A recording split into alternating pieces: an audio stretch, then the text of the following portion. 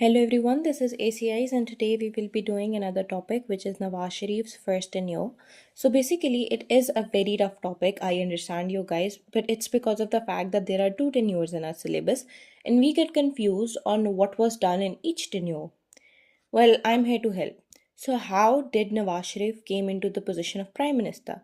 Well, Benazir Bhutto in her first tenure was accused from the opposing party due to the factors that she had multiple corruption cases, and in her tenure, the unemployment increased rapidly. Upon considering these factors and these crisis points, the Ghulam Ishaq Khan, who was the president of Pakistan at that time, upon the Eighth Amendment, dismissed her government. Then he announced elections in October 1990. In those elections, Islami Jamhuri Ittihad party, which was Nawaz Sharif's party, won and he became the prime minister. Okay, so as soon as Nawaz Sharif came into power, he started this reconstruction program. In this reconstruction program, he privatized the industries because he thought that it would improve the efficiency, which was true because now the companies would hire the skilled workers and make faster decisions and be more productive.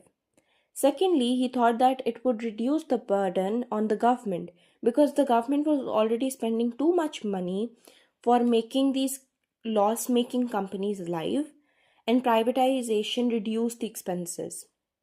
Thirdly, this encouraged the investment. Now the local and foreign investors wants to participate and wants to invest in our GPT.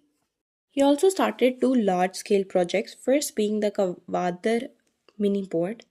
Now that port is not mini anymore, it is the deepest port in the world. We hold that distinction. Secondly, he made this Brotha Hydropower Project, which was that the runoff water hydropower project. So the natural flow of the river was used to generate the electricity. He also started the M2 Motorway project, which was the first ever motorway in Pakistan. So it was one of the iconic large scale development projects. So it basically connected Lahore to Islamabad. Well, we did lose the US aid upon two reasons specifically. First, that Soviet Union Afghan War came to an end. So did the aid. Because US was only giving us aid because we supported Afghanistan. Secondly, it was due to the Pressler Amendment, which was a US law that prohibited the aid to the countries developing nuclear weapons. So upon this amendment, US government cut off the military and economical aid to Pakistan, which I believe was because they were jealous of our progress. Another downfall to his tenure was BCCI scandal, which was basically a giant global bank fraud involving illegal money deals. And because Pakistan was connected to it, it hurts the country's image. Another downhill was the cooperative society scandal. So basically, it was a cooperative housing society in the area Lahore specifically. So they told people to buy land, build houses, build their futures. However, now what went wrong was that some of the society owners and politicians ran away with the money. And people were promised of the land and returns, but both was gone forever. After the Afghan Soviet War, Pakistan saw a huge rise in illegal weapons and drugs, especially the AK 47 gun. Now, to that, Nawaz Sharif's response was to launch a crackdown against the illegal weapons. So he started this de-weaponization drive in 1991 and collected the illegal guns. He also made the Shariat Bill, which was a law that was passed in 1991, and its aim was basically to make the Islamic law the supreme law of Pakistan. Now comes the downfall of his tenure. So the first reason for his downfall was the BCCI scandal. So it basically destroyed the trust. Investment was lost. Secondly comes the cooperative society scandal. Now people were devastated after that. There was no coming back of that loss. Fourthly comes the Shariat Bill law. Now, it was a good thing that he opposed the Islamic law as a supreme law of Pakistan. However, it was opposed by the liberals. Now, remember, Pakistan is a majority Muslim country, but we do have the minorities.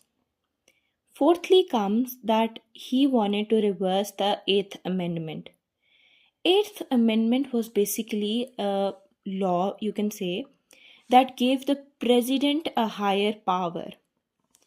So he wanted to reverse it and make the prime minister have the higher power. Now that made the president furious and he ordered to dismiss his government. However, the Supreme Court disagreed to that. So Nawaz Sharif did stay in the position. Now, why did he wanted to reverse the Eighth Amendment was due to the conflict between a specific position. So the position of army chief was vacant at that time and Nawaz Sharif recommended someone. However, President didn't consider his recommendations and appointed the person he wanted. That was Walid Khakkar.